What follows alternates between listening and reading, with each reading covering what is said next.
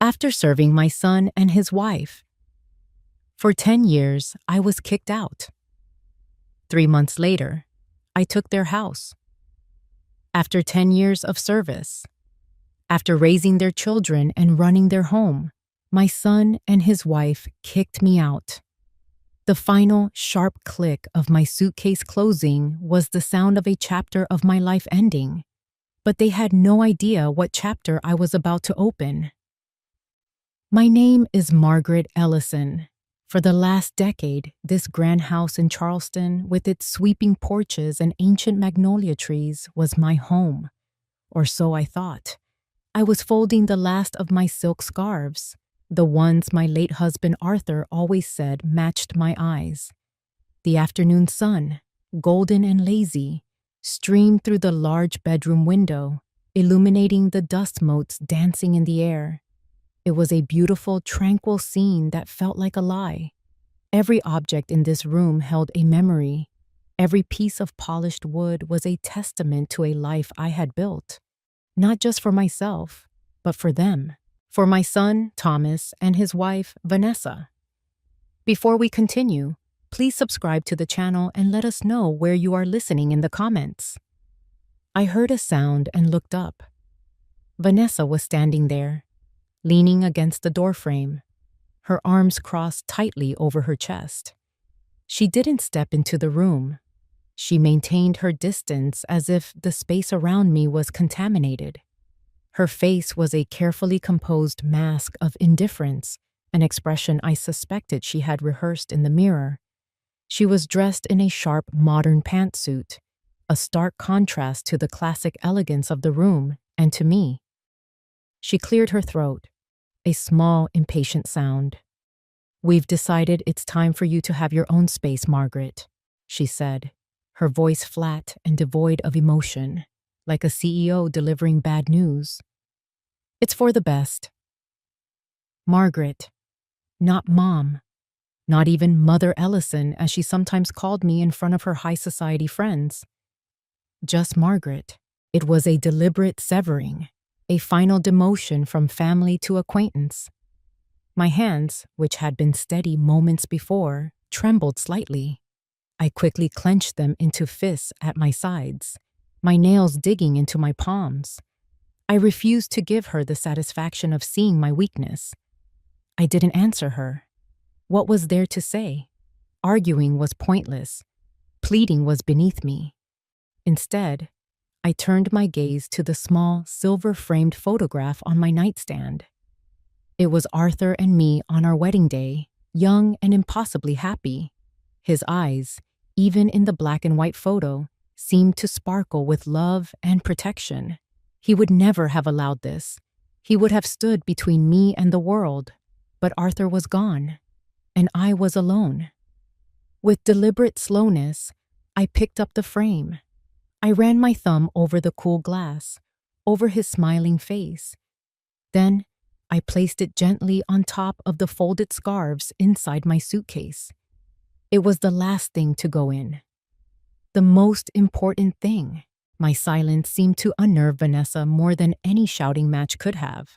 She shifted her weight, the fabric of her expensive suit rustling. I looked at the suitcase. It wasn't new or flashy. It was an old leather case, worn at the corners, that had traveled the world with Arthur and me. 10 years. 10 years of my life, of my love, of my labor, all packed away into this single, tired-looking box.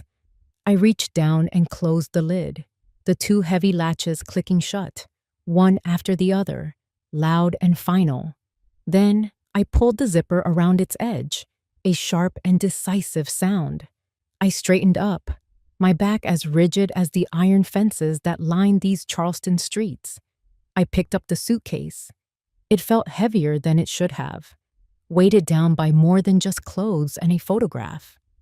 It was weighted down by 10 years of unthanked dinners, unseen sacrifices, and unheard pleas for respect. I walked towards the door, towards Vanessa. I kept my eyes fixed on a point on the wall just past her shoulder. I would not look at her. I would not let her see the storm raging behind my eyes. As I passed, she didn't move an inch. She was a statue carved from ice. I could feel her cold gaze on my back as I walked out of the room, out of the life I had known. "It's for the best," she had said.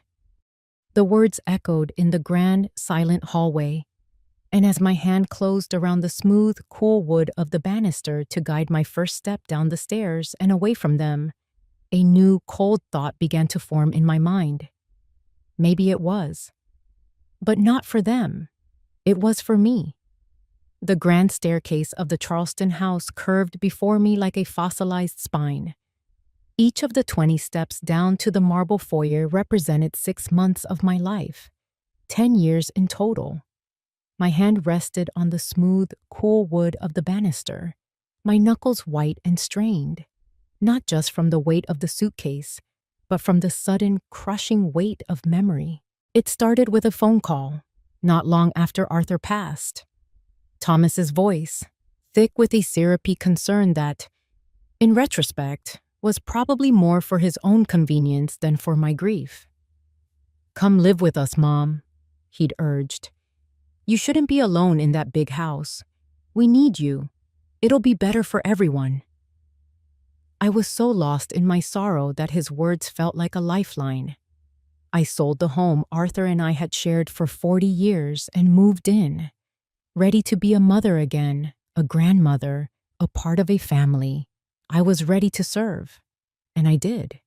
My first few steps down the stairs brought back the burn of the ovens, the endless parties.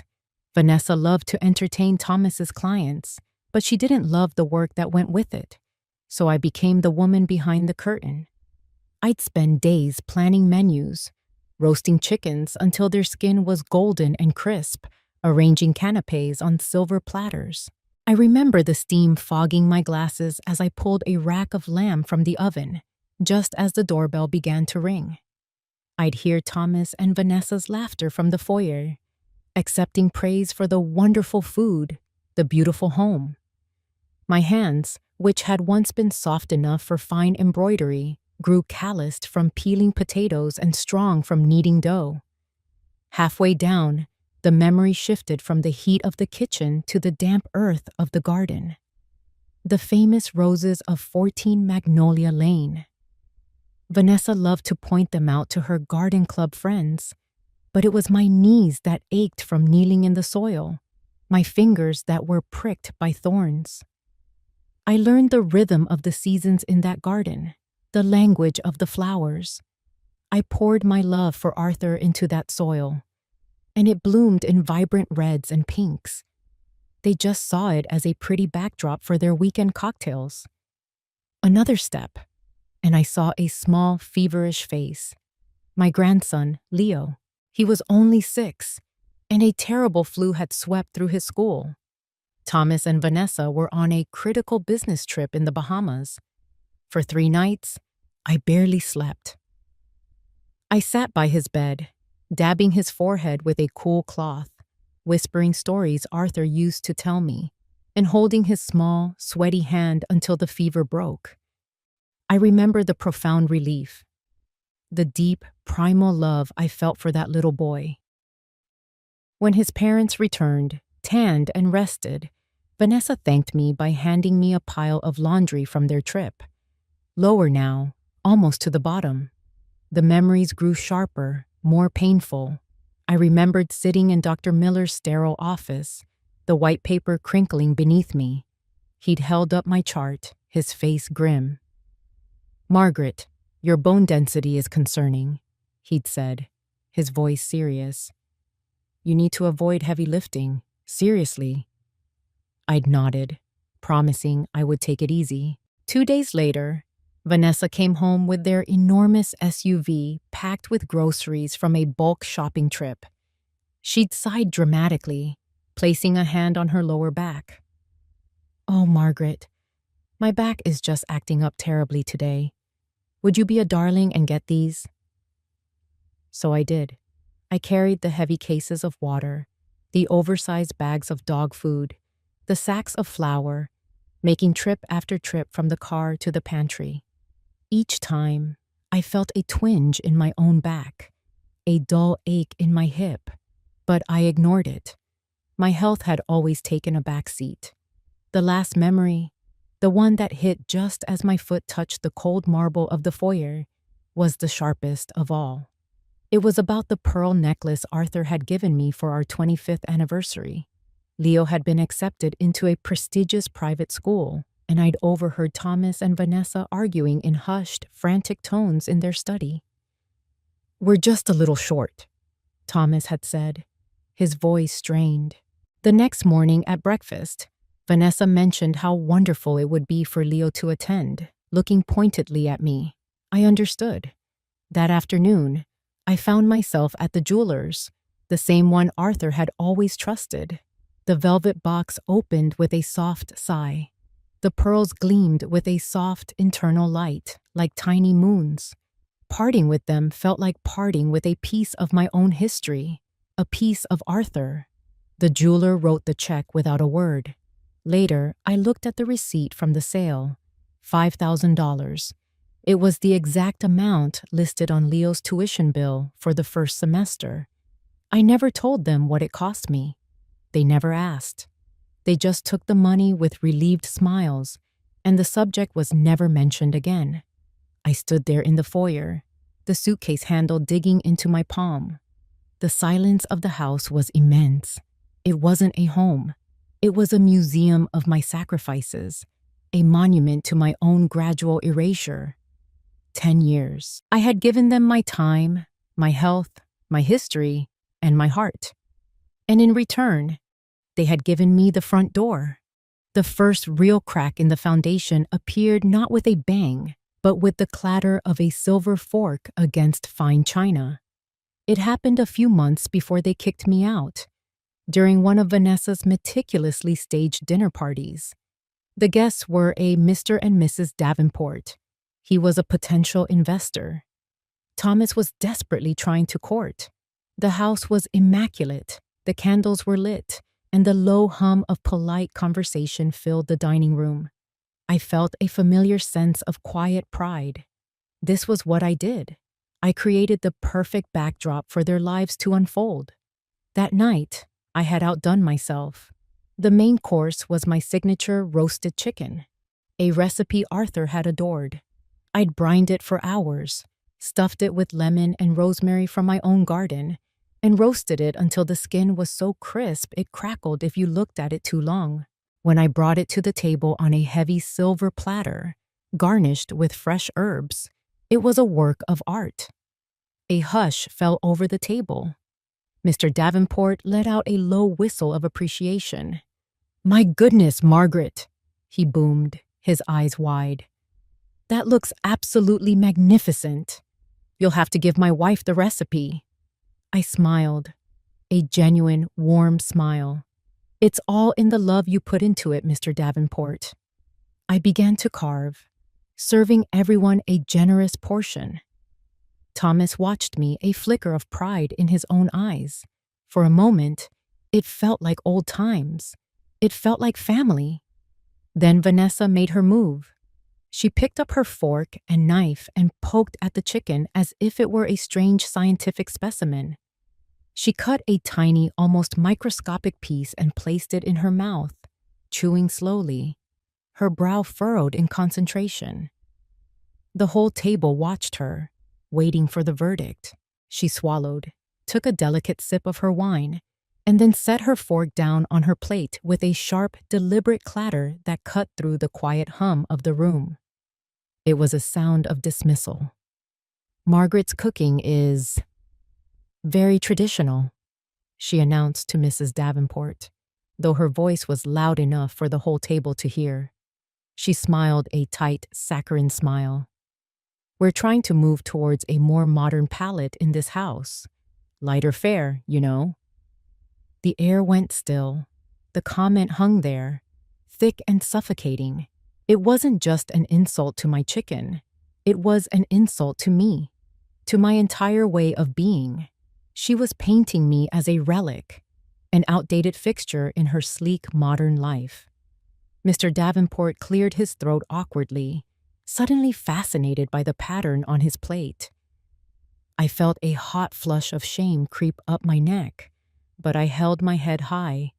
My eyes flickered to Thomas, pleading with him to say something, to defend me. He met my gaze for a fraction of a second, and in that moment, I saw it all: guilt, shame, and above all, fear. He opened his mouth as if to speak, but then I saw a subtle movement under the table. Vanessa's hand had shot out and squeezed his knee, a silent, vicious command. "Shut up!" He obeyed instantly. His mouth closed. His eyes darted away from mine, fixing on the window as if the view of the dark garden was the most fascinating thing in the world. He was a ship abandoning its anchor in a storm. "It's fine, Vanessa," he mumbled, his voice weak, directed at his plate. "It's delicious, Mom." The word Mom felt like a token, a flimsy bandage on a gaping wound. It was too little, too late. The damage was done.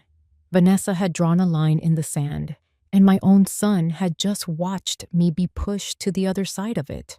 He had chosen his wife, his ambition, his fear over his mother. I picked up my wine glass, my hand perfectly steady. I smiled my most serene hostess smile at Mrs. Davenport, who looked deeply uncomfortable. "More wine, dear?" I asked, my voice as smooth as cream. I was a ghost at my own feast. I moved around the table, topping up glasses, my movements fluid and practiced, while on the inside, I was crumbling. The rest of the dinner was a blur of forced conversation and hollow laughter. I watched as Vanessa charmed the Davenports, steering the conversation towards her charity work and Thomas's bold investment strategies. The beautiful golden chicken sat on their plates, largely ignored. It was no longer food. It was a symbol of the traditional world Vanessa was so eager to discard. My world. Later that night, as I cleared the plates, I saw that Thomas had barely touched his meal.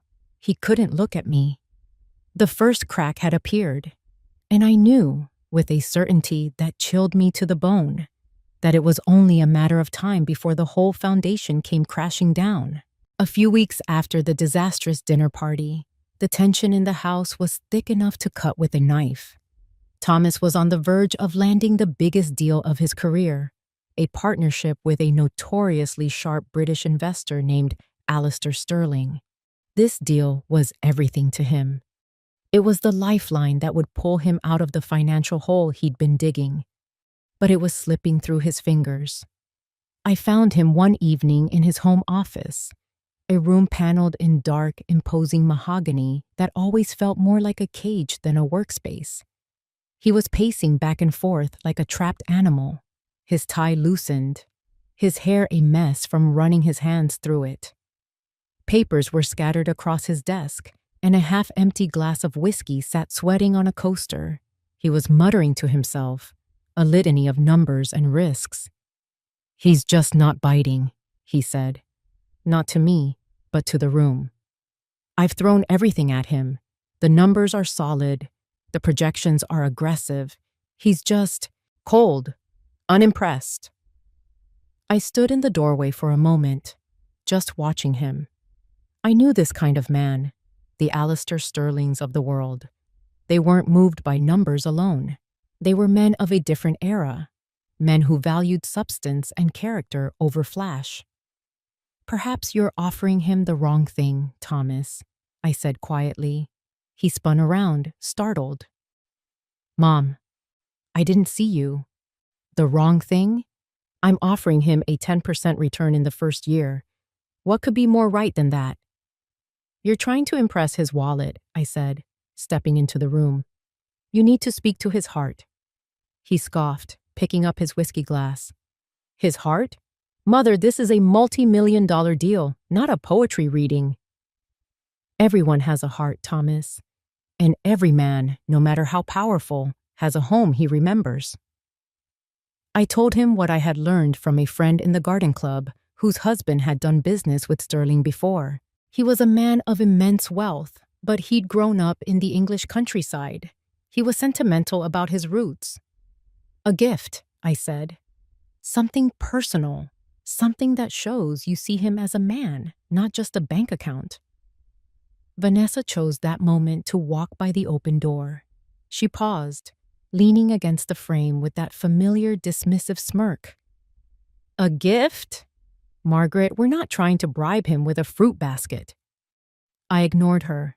I walked over to my sewing box, which I kept on a small table in the corner, and took out a spool of ivory-colored silk thread, thick and lustrous. I have an idea, I said. For the next 2 hours, I sat in my armchair while Thomas fretted and Vanessa occasionally glanced in with disdain. My fingers, nimble from years of practice, went to work. I began to weave the silk thread, my hands moving in a dance they'd known for decades. I was creating a southern magnolia knot, a complex and beautiful design that mimics the petals of our state flower. It was a symbol of endurance, of beauty, of home. It was a piece of Charleston, a piece of me. As I worked, I thought of Arthur and how he'd watch my hands for hours, calling them my own special magic. When I was finished, the knot lay in my palm, perfect and intricate. I placed it inside a small dark wooden box I kept from Arthur, its interior lined with faded black velvet. It looked elegant, timeless. The meeting was the next day at the house. Mr. Sterling was exactly as I'd pictured, tall, impeccably dressed, with sharp blue eyes that missed nothing. After an hour of tense discussion in the office, where Thomas laid out the final proposal, the moment came. Mr. Sterling, Thomas said, his voice a little shaky, before you make your final decision, my mother wanted you to have this, a small token of our southern hospitality. He pushed the small wooden box across the polished desk. I watched from the doorway as Sterling picked it up. He looked at it quizzically for a moment before opening the lid. His eyes fell on the silk magnolia knot nestled in the velvet. He didn't speak. He simply stared at it. The silence stretched on, thick and heavy. Thomas began to fidget. Vanessa, standing beside him, rolled her eyes so subtly only I could see it. Then, Mr. Sterling reached in with a surprisingly gentle touch and lifted the knot from the box. He turned it over in his fingers, his expression unreadable. Finally, he looked up, but not at Thomas.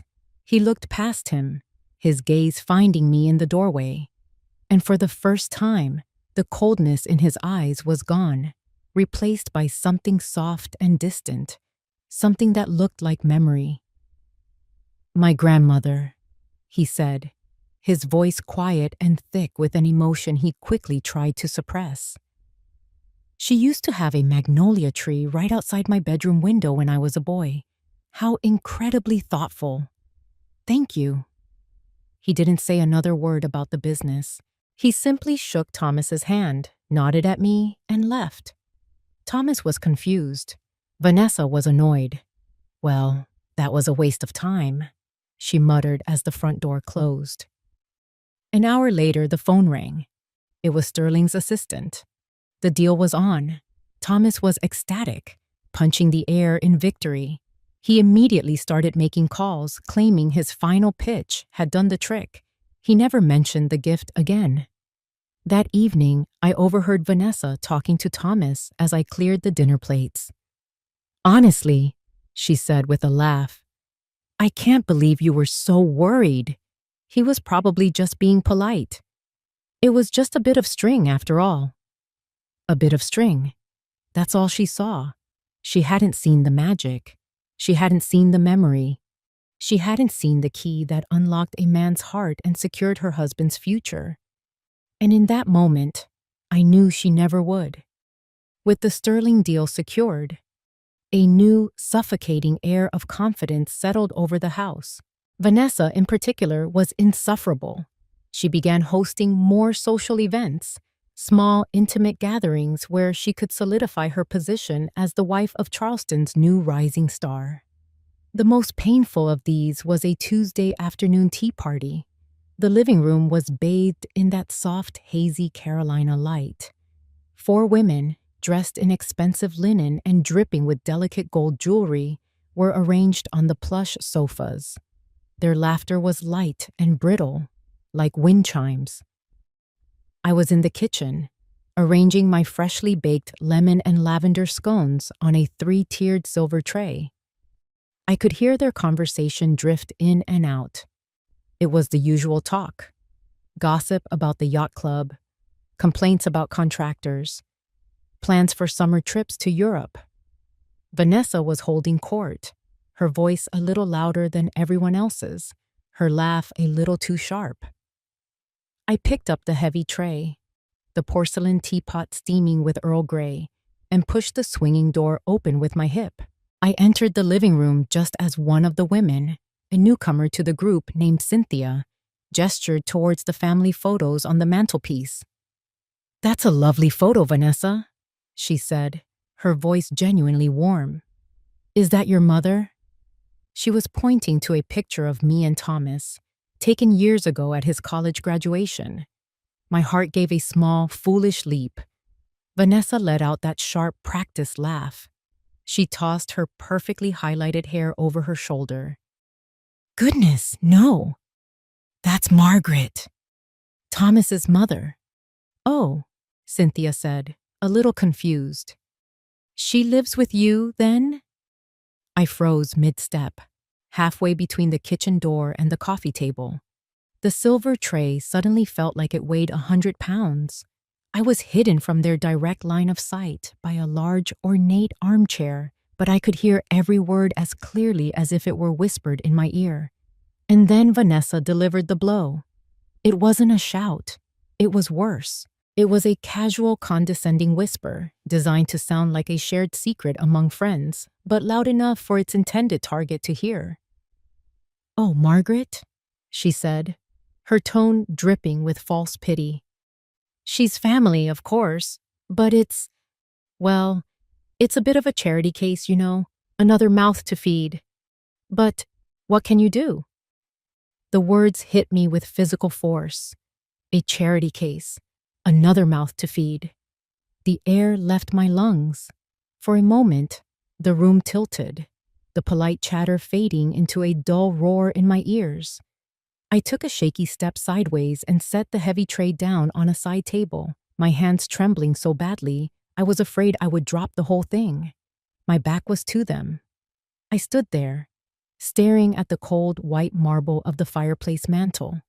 Without thinking, my hand reached out and gripped the edge of it, my fingers digging into the unyielding stone, grounding me. I squeezed until my knuckles were white, until the sharp edge bit into my palm. I forced myself to breathe. In, out.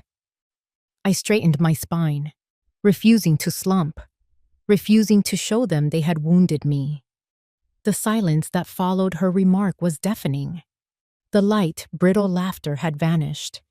I could feel their eyes on my back. Then I heard Cynthia's voice, cool and clipped. "Well, she must be a wonderful help.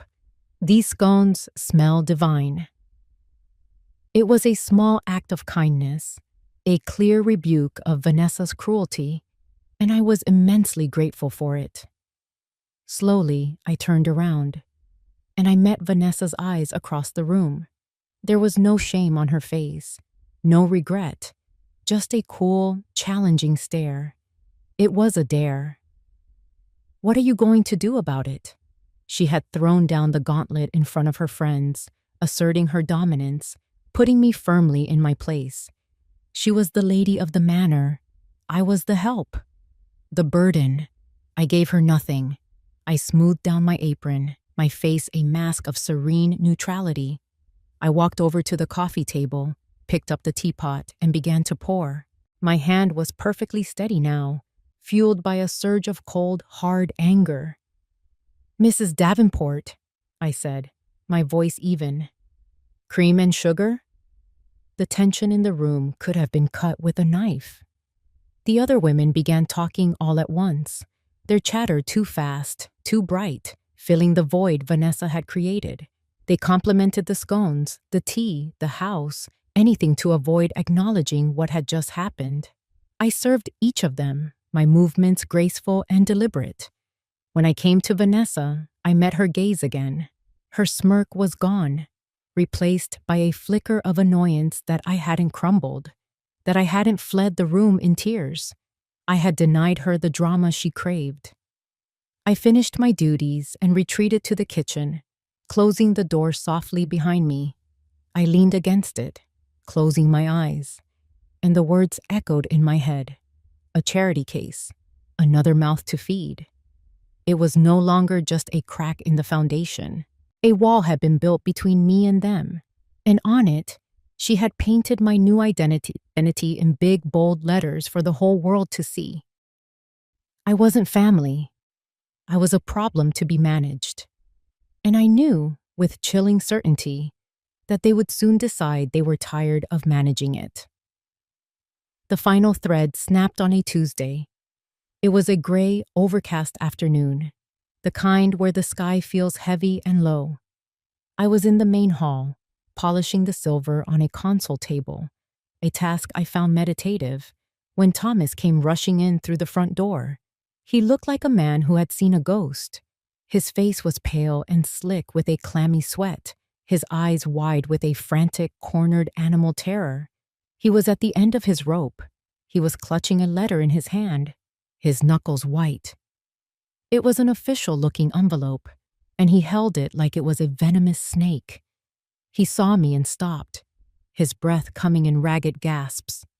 "Mom," he said, his voice cracking. "Mom, I need to talk to you." I put down my polishing cloth, a knot of dread tightening in my stomach. I had never seen him like this, not even when the Sterling deal was on the line. This was different. This was raw panic. "What is it, Thomas? What's happened?" He stumbled towards me, thrusting the letter at me. "It's over. The market turned. That last investment, it was a bust. I'm wiped out, Mom. Completely." He ran a shaky hand through his hair. "They're calling in the loans, all of them. I'm ruined." I took the letter but didn't read it. I didn't need to. I could see the truth in my son's terrified eyes. He was backed into a corner, and he was looking to me for a way out. "Mom," he whispered, his voice dropping to a desperate plea. "The business, everything, I just need a little more help. A bridge loan just to get me through. Your savings, the money from Dad's portfolio. It's the only thing left." He was asking for the last of it. The very last of the safety net Arthur had left for me, the money that was supposed to see me through my old age. I looked at my son, at the man I had raised, now reduced to this trembling, desperate shell, and my heart ached for him. Despite everything, he was still my child. I opened my mouth to answer, to console him, to figure something out, but I never got the chance. "Absolutely not." The voice came from the top of the stairs. It was Vanessa. She had clearly been listening.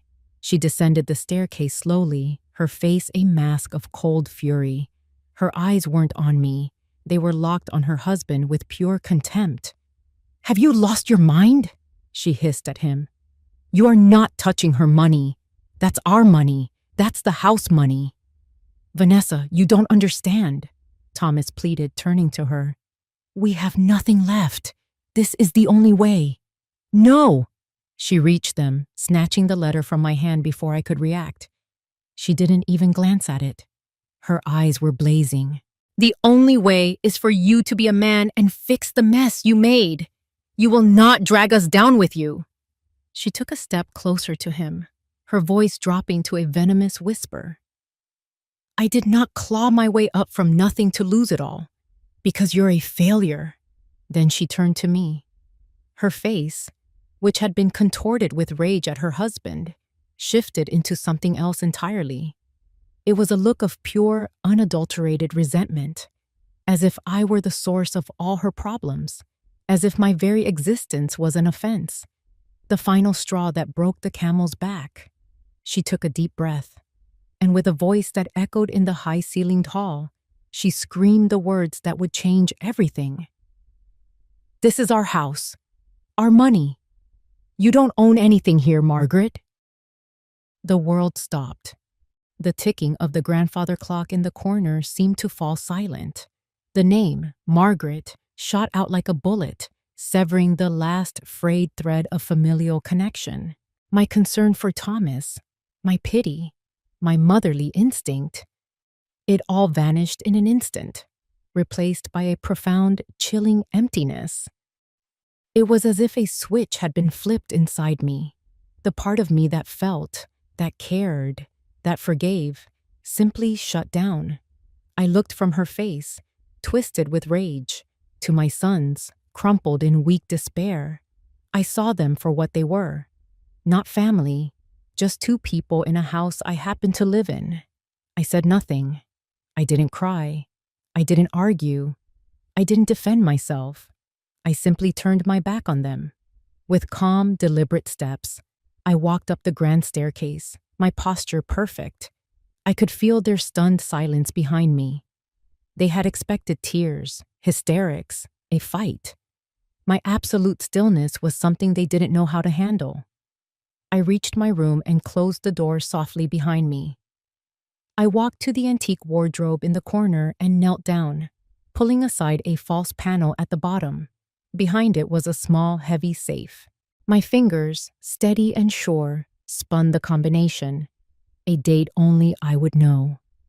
Arthur's birthday. The safe clicked open.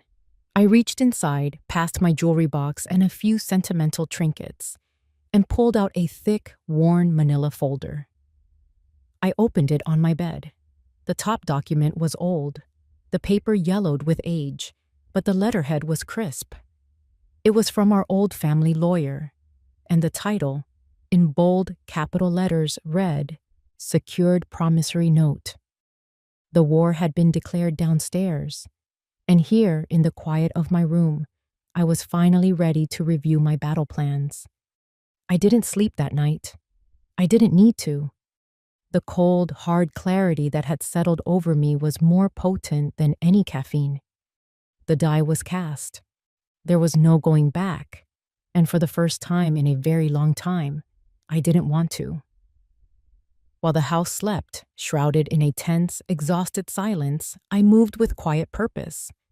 I packed my old leather suitcase, the one from Chapter 1, with the few things that were truly mine: my clothes, Arthur's photograph, a handful of books, and the worn manila folder from the safe.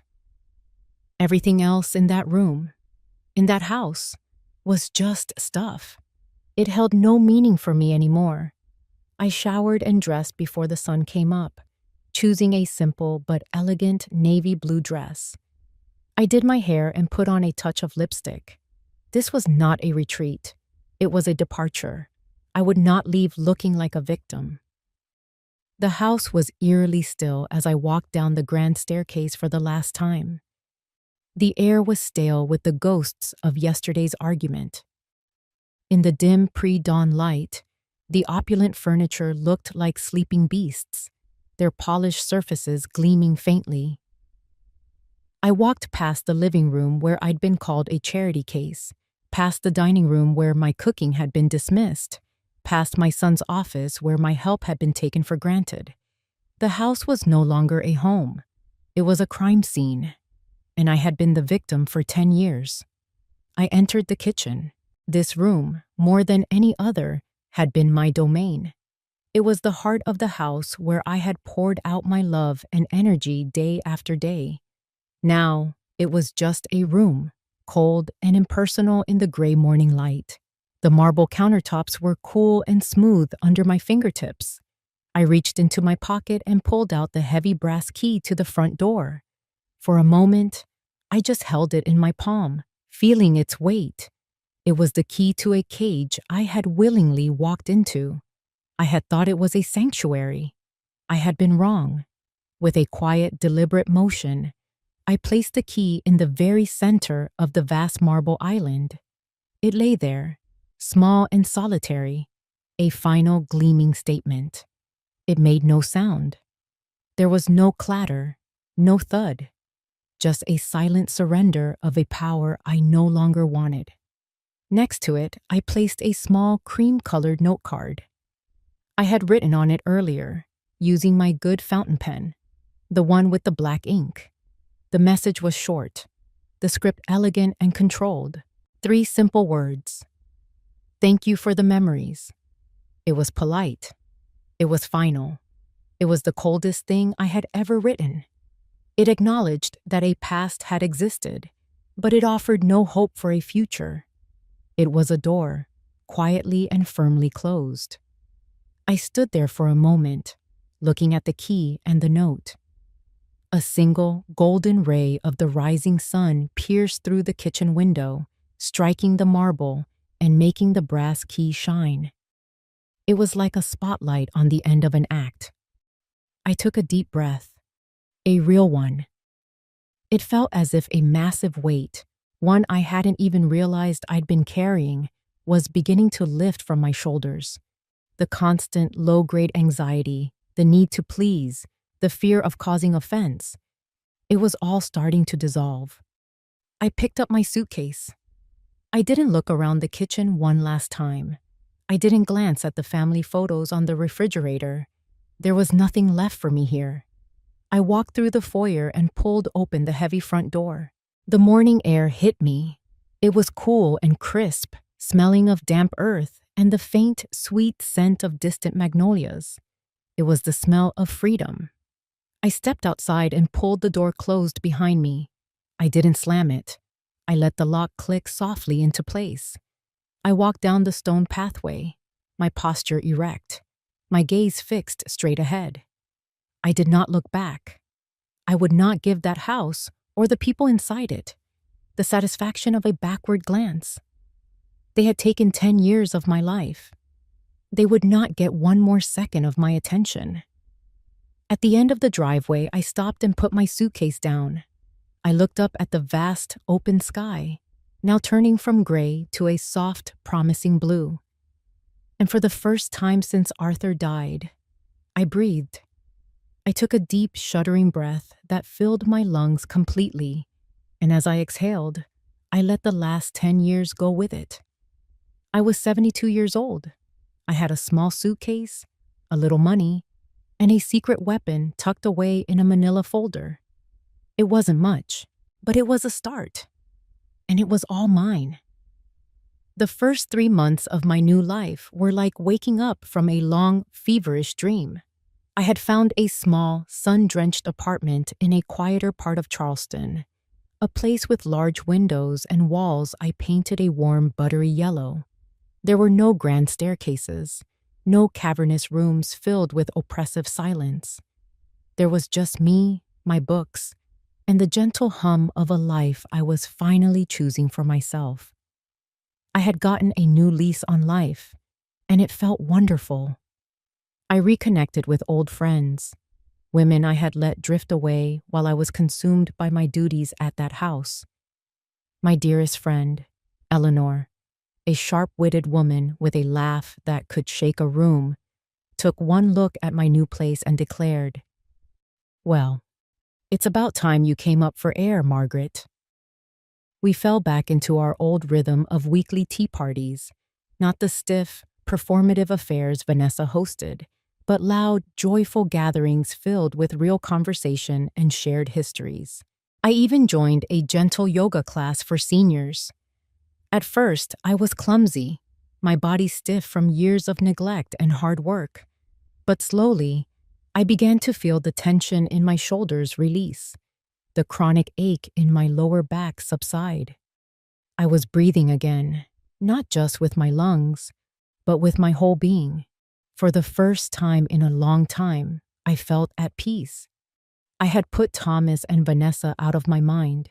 I was moving on. Then, reality came knocking, as it always does. I'd just come home from a lovely lunch with Eleanor, my cheeks still warm from laughing. I felt light, almost carefree. I sorted through the small pile of mail on my counter, and there it was. a crisp, white envelope from the hospital where I'd had my recent checkup. I opened it, my good mood still buoying me. The feeling didn't last. My eyes scanned the page, past the medical jargon, and landed on the final line item. Total due, $2,500. The number seemed to leap off the page. I sank into a nearby chair, the letter trembling in my hand. $2,500. It wasn't an astronomical sum, but it was a significant chunk of the savings I had. It was a stark, unwelcome reminder of my new vulnerability. In the big house, a bill like this would have been an annoyance. Here, in my small apartment, it was a threat. The comfortable cushion I thought I had was thinner than I'd realized. The peace I had so carefully cultivated began to fray at the edges. I sat there for a long time, staring at the bill, a cold knot of anxiety tightening in my stomach. I was just starting to get back on my feet, and now this. It felt like one step forward, two steps back. And then the phone rang. The shrill sound made me jump. I almost didn't answer it. It was an unknown number, but on an impulse, I picked it up. "Hello?" I said, my voice a little shaky. "Good morning," a brisk, professional voice said on the other end. "Is this Mrs. Margaret Ellison?" "Yes, it is," I answered cautiously. "My name is David Chen. I'm a realtor with Charleston Properties," he said. "I'm calling regarding the property at 14 Magnolia Lane." My blood ran cold. I gripped the phone tighter. "What about it?" "Well, Mrs. Ellison," he continued, his tone matter of fact. "I was informed you are the primary lien holder on the property, and I wanted to give you a courtesy call. The current owners, Mr. and Mrs. Ellison, are pursuing a private, off-market sale. They're looking for a quick cash buyer." I was silent. My mind was racing, trying to process his words. Primary lien holder. The term echoed in my head, a phrase I hadn't thought about in a decade. Off-market sale. Quick cash. They were in trouble, and they were trying to sell the house out from under me, hoping I wouldn't find out. They were trying to cash out on the one asset that was tied, legally and morally, to me. The realtor, David, mistook my silence for confusion. "Ma'am, are you there? As the lien holder, any sale would of course have to satisfy your claim first. I just thought you should be aware of the situation." "Yes," I finally managed to say, my voice low and steady, all traces of my earlier panic gone. It had been replaced by something else, a cold, crystalline focus. "Yes, I'm here. Thank you, Mr. Chen. You've been very helpful." I hung up the phone. I looked at the medical bill for $10,500 in my hand. Then I thought of the house, the asset worth hundreds of thousands of dollars that they were trying to liquidate. The two catalysts, the sudden fear for my own financial future and the stunning revelation of their betrayal, merged into one undeniable conclusion. The time for peaceful living was over. They had forced my hand. I had been content to walk away, to leave them to their own devices. But now, they were trying to sell my past, my security, my husband's legacy, to save their own skins. I stood up and walked over to the small desk where I kept my important papers. I pulled out the worn manila folder. It was time to stop being a ghost. It was time to get my ducks in a row. It was time to call my lawyer. The law offices of Howard, Finch, and Associates were a world away from the sleek glass and steel buildings that were popping up all over Charleston. They were housed in a historic brick building downtown, with floors that creaked with dignity and an air that smelled of old paper, leather, and quiet power. This was a place of stability, of history. It was exactly what I needed. Mr. Howard, who had been my husband's lawyer and friend for over 40 years, greeted me himself. He was a man in his late 70s, with a shock of white hair and eyes that were still as sharp as a hawk's. He ushered me into his office, a room lined wall to wall with law books. "Margaret," he said, his voice warm but concerned as he sat down behind his enormous oak desk. "It's been too long. What's going on? Your voice on the phone. You sounded like you'd seen a ghost." I took a deep breath and laid it all out on the table. I told him everything, starting from the day they kicked me out to the realtor's phone call yesterday. I told him about my financial worries, about the sudden, terrifying feeling of being adrift. I spoke calmly, without emotion, presenting the facts as clearly as I could. As I spoke, I pushed the worn manila folder across the polished surface of his desk. He listened patiently, his hand steepled under his chin, his sharp eyes never leaving my face. He didn't interrupt. When I finished, he was silent for a long moment. He nodded slowly, then reached for the folder. He opened it, but he barely glanced at the contents. He already knew what was inside. "I remember the day you and Arthur signed this," he said quietly, looking at me over the top of his reading glasses. He insisted on it. I told him it was probably unnecessary, that family is family. He looked at me and said, "Howard, I'm not protecting Margaret from her enemies. I'm protecting her from her heart." Mr. Howard leaned back in his leather chair, which groaned in protest. "Margaret, what you did for Thomas and Vanessa 10 years ago, it wasn't just a gift. They were about to lose everything. The bank was ready to foreclose on that house. They were in over their heads, and they came to you in desperation." He leaned forward, his expression intent. "You weren't just a co-owner, Margaret. You were their savior. When they were about to be foreclosed on, your husband's insurance money paid off the mortgage in full. This document," he tapped the folder with a long, elegant finger, "isn't a gift. It's a secured promissory note. Legally, they owe you the entire amount, $450,000, plus a decade of interest, or the deed to the house." And the words hung in the quiet, dusty air of the office, or the deed to the house. It was all there, in black and white. The truth I had buried for 10 years. The safety net Arthur had so wisely woven for me. I felt a slow, unfamiliar sensation spread across my face. It was a smile, not a big, joyful smile, but a small, thin, razor-sharp curve of my lips. It wasn't a smile of vengeance. It was a smile of vindication, of justice. Arthur had known. He had seen the future, and he had protected me.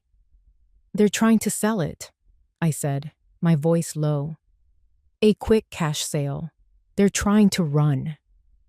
"Then they're in breach of this agreement," Mr. Howard said, his voice now hard as flint. "They cannot sell the asset that secures their debt to you without satisfying that debt first. They're playing with fire, and frankly, they're being incredibly stupid about it." He laid out my options as if they were cards on a table. We could send a cease and desist. We could file an injunction to stop the sale. We could sue them for the full amount owed. Or, he said, pausing for effect, "there is another option, a deed in lieu of foreclosure. It's cleaner, faster. Given that they have no other assets to pay what they owe you, you can legally execute your lien and take possession of the property. The house becomes yours, free and clear." I looked out the window at the busy Charleston street below. People were rushing about, living their lives, completely unaware of the monumental shift that was happening in this quiet, book-lined room. For 3 months, I had felt powerless, a victim, a charity case. Now, I held all the cards.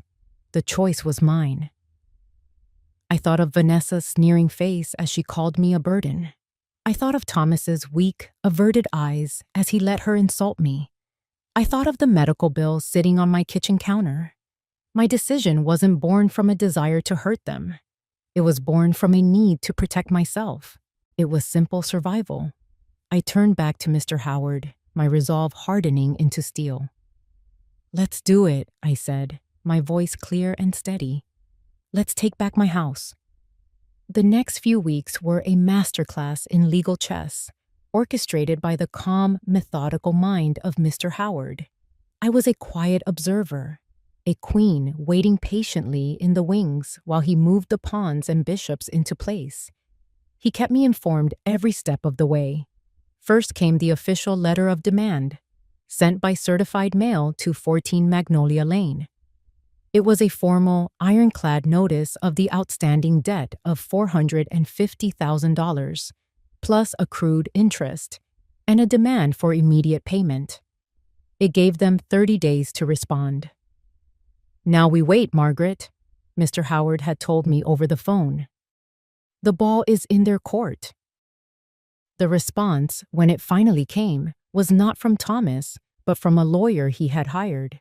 It was a blustering, dismissive letter, full of legal jargon that amounted to very little. It claimed the promissory note was merely a familial gesture, not a binding contract. It was a weak, desperate attempt to call our bluff. Mr. Howard was not impressed. "They're grasping at straws," he'd said, a hint of amusement in his voice. "They have no legal leg to stand on, and they know it. This is just noise." He sent back a single-page response, citing the specific statutes that made the note legally binding and attaching a copy of the original document with my signature and Arthur's. He also included a final offer: pay the debt within 10 business days, or we would begin foreclosure proceedings. The 10 days came and went in complete silence. It was clear Thomas and Vanessa had chosen their strategy. They buried their heads in the sand, hoping the problem would simply go away. They had underestimated me. They had underestimated Arthur. They had underestimated the power of a promise, written down and signed in black ink, which brought me here, back in Mr. Howard's quiet, book-lined office. It was a crisp December morning. Through the window, I could see festive wreaths on the doors of the buildings across the street. The city was preparing for Christmas. I was preparing for a rebirth. Mr. Howard had a single, important-looking document laid out in the center of his massive oak desk. It was sitting atop a rich, blue folder, the kind reserved for finality. "They never responded to the final notice," he said, his voice calm and even. "Their lawyer called yesterday, trying to stall, asking for an extension. I told him the time for extensions was over. They had their chance to make things right. They chose not to." He slid the document across the desk towards me. "This is it, Margaret, the final step." I looked down at the paper. The legal language was dense, but the title at the top was stark and clear. It read, "Deed in lieu of foreclosure." It was a document of surrender. It stated that in exchange for forgiving the debt they could not pay, the ownership of the property at 14 Magnolia Lane would be transferred to me, the lien holder. It was a quiet, civilized execution. Mr. Howard held out a pen. It wasn't a cheap, disposable one. It was his own personal fountain pen. Heavy and black with a gold nib, it felt substantial in my hand, a tool of immense power. "Are you ready?" he asked gently. I looked at him, my old friend, the man who had helped Arthur protect me from beyond the grave. I thought about the last 10 years, the endless cooking, the thankless cleaning, the aching bones. I thought of Vanessa's sneer as she called me a charity case. I thought of my son's cowardice. I thought of the fear I felt when I saw that medical bill. The terror of facing old age alone and vulnerable. This signature wasn't an act of revenge. It was an act of survival. It was the final nail in the coffin of the woman I used to be. The quiet, accommodating, invisible woman who put everyone else's needs before her own. That woman was gone. I uncapped the pen. I dipped the nib into the small pot of ink on the desk, then positioned it over the signature line. My name. Margaret Ellison. For a moment, my hand hovered over the paper. This was the point of no return. I was crossing the Rubicon. Then, with a smooth, decisive stroke, I signed my name. The ink flowed, black and permanent. The signature was elegant, unshakable. The signature of a woman who knew exactly who she was and what she was doing. I placed the pen down softly on the desk. A profound sense of calm washed over me. It was done. Mr. Howard nodded, a small, satisfied smile on his face. He took the document, reviewed the signature, and then placed it carefully inside the blue folder. "It's done," he said, his voice full of a quiet finality. "Signed, sealed, and delivered. The house is yours, Margaret." He leaned back in his chair and looked at me, his eyes full of respect. "You're a formidable woman." I simply nodded in return. Then, he picked up his telephone. He dialed a number from memory, waiting a moment before he spoke. His voice was all business now, crisp and professional. "Michael," he said into the receiver, "it's finalized. You can serve the notice." It was Christmas Eve. A cold, steady rain was falling outside, tapping a gentle rhythm against the windows of my small, warm apartment. I had a little silver Christmas tree on a side table, its lights twinkling merrily. Carols were playing softly on the radio. For the first time in years, I felt a genuine sense of peace during the holidays. The ghosts of Christmases past, with their forced smiles and simmering resentments, had finally been exorcised. Then came the pounding on my door. It wasn't a knock. It was a frantic, desperate hammering, the sound of someone who had run out of all other options. It shattered the peace in an instant.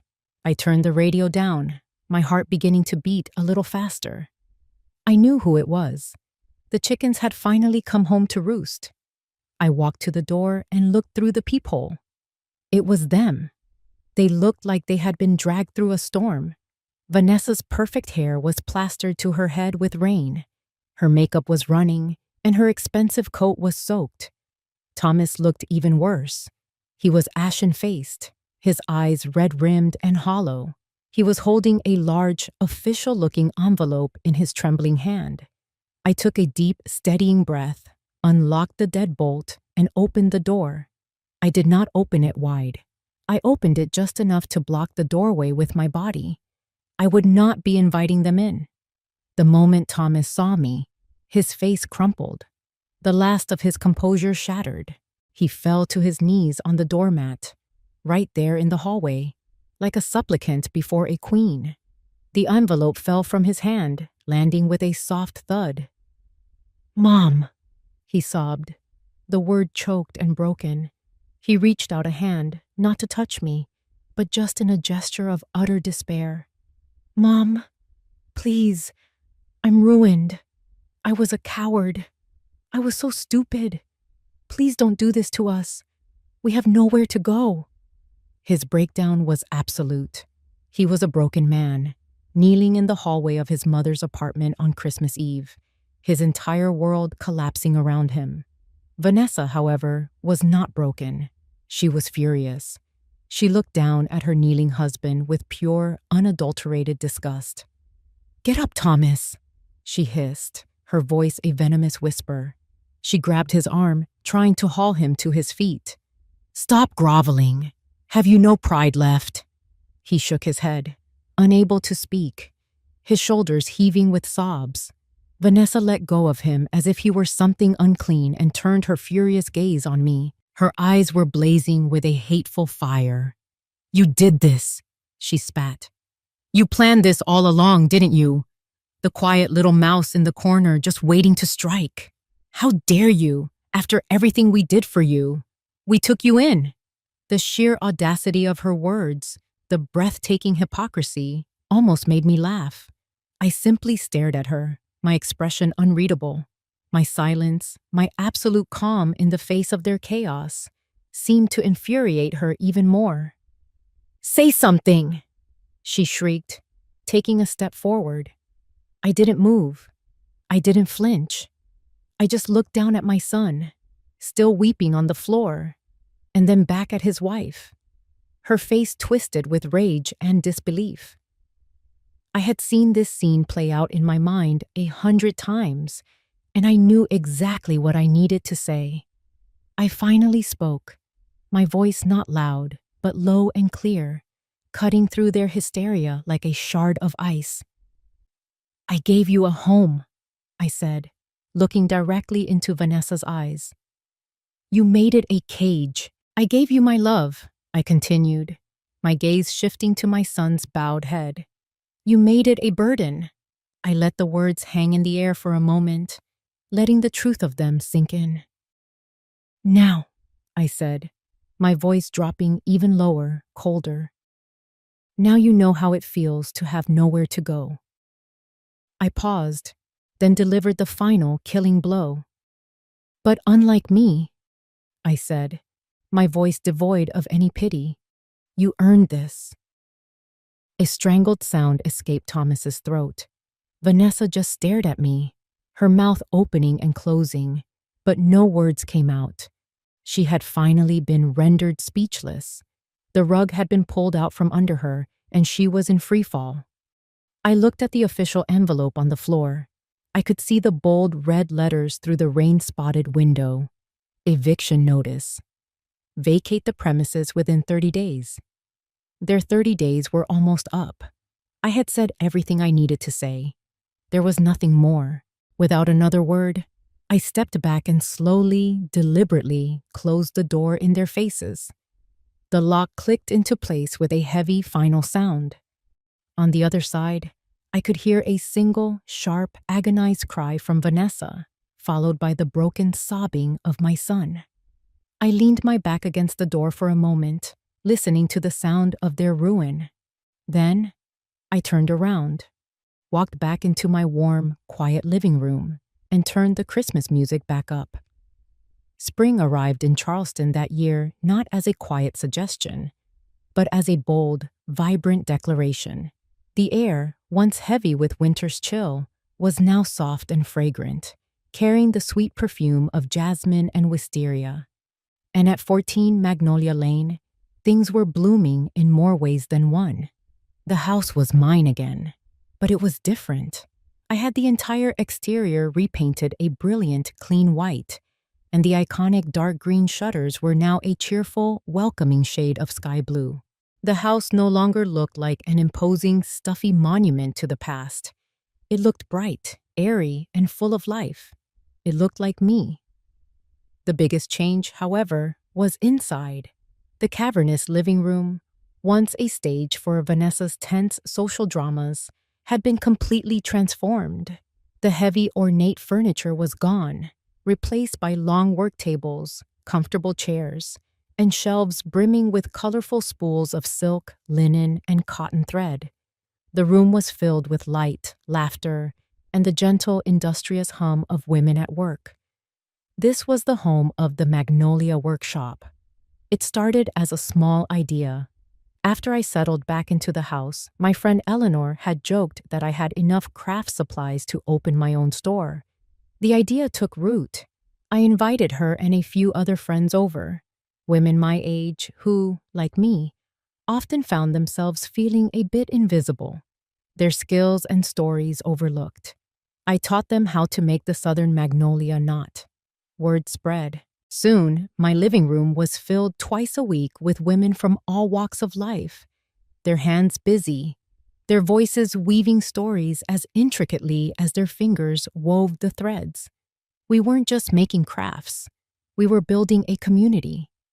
We were reminding each other that we still had value, that our hands could still create beauty. Our hands tell our stories, I told them one sunny afternoon, as I helped a new member, a shy widow named Carol, master a tricky part of the knot.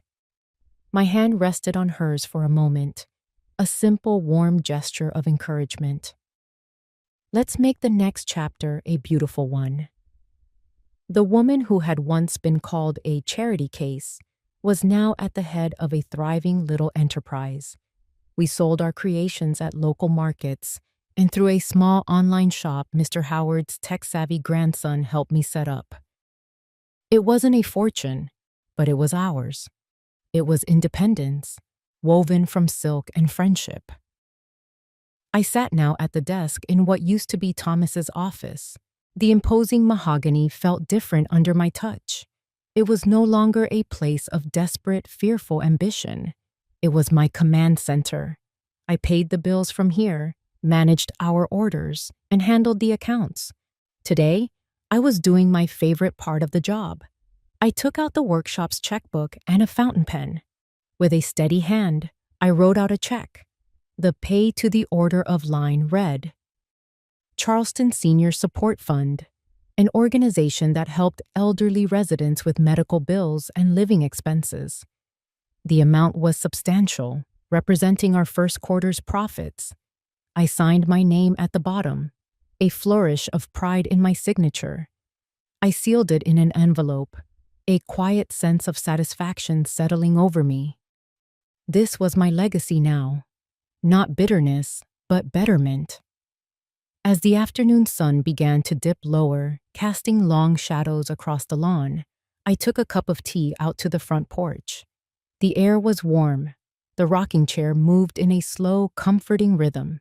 The old magnolia tree in the front yard was covered in huge, white blossoms, their beauty almost breathtaking against the blue evening sky. I set my tea down and picked up the leather-bound journal that was always by my side. I opened it to a fresh page. For months, I had been writing, reclaiming my own story one day at a time. I thought about the journey that had brought me here, the pain, the betrayal, the cold fury that had fueled my fight to get my life back. But sitting here now, in my house, on my terms, the anger was gone. It had been replaced by a deep, abiding peace. I no longer thought about Thomas and Vanessa. I had heard through the grapevine that they had moved somewhere up north, that he had taken a low-level sales job. Their story was no longer my concern. I had untethered myself from their fate. My own was far more interesting. I uncapped my pen and began to write, the words flowing easily, truthfully. This home is mine. This life is mine. And my legacy will not be tears, but resilience, like a magnolia blooming after a storm. I closed the journal and leaned back in my chair, taking a sip of my tea. I looked out at the beautiful, enduring tree that had given my workshop its name. And for the first time in what felt like a lifetime, I smiled. A real, genuine smile that reached all the way to my eyes. I was home. If you enjoyed this story, please like the video, subscribe to the channel, and comment 1 below. If not, feel free to comment 0 so we know and can improve future videos. To hear the next story, click the box on the left. Thank you for watching.